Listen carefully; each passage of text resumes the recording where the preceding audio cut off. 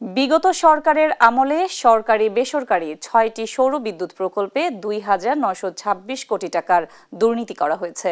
৫টি প্রকল্পে শুধু জমি ক্রয় ও অধিগ্রহণে ২৪৯ কোটি টাকার অনিয়ম হয়েছে বলে জানায় ট্রান্সপারেন্সি ইন্টারন্যাশনাল বাংলাদেশ টিআইবি।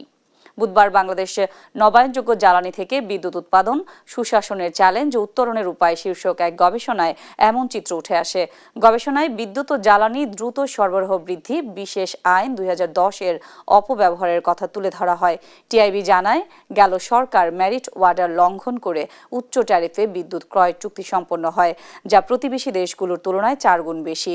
দাম নির্ধারণে কোনো আন্তর্জাতিক স্ট্যান্ডার্ড অনুসরণ না করা বিগত সরকারের সময়ে বিদ্যুৎ খাতে বিদেশি বিনিয়োগের ৯৬.৭% জীবাশ্ম জ্বালানি ভিত্তিক প্রকল্প খাতে ব্যবহার, ৩.৩% নবায়নযোগ্য জ্বালানি খাতে ব্যবহার করা হয়েছে।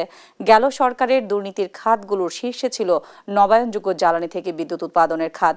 টিআইবি জানায়, জীবাশ্ম জ্বালানি নির্ভর বিদ্যমান জ্বালানি মহাপরিকল্পনা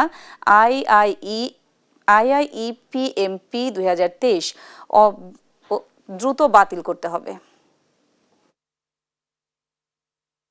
জ্বালানি খাত অন্য যে কোনো খাতের মতোই আর কি, আপনার যে অবস্থা মানে ক্লেপ্টোক্রেসি বা চোরতন্ত্র প্রতিষ্ঠিত হয়েছিল, তার মধ্যে দলীয়করণ, রাজনীতিকরণ বিষয়টা হয়েছিল, সেটির থেকে চট করেই কিন্তু 1 বছর 1.5 বছর কি 2-4 বছরেও কিন্তু পরিবর্তনটা চট করে অর্জনটা সম্ভব নয়।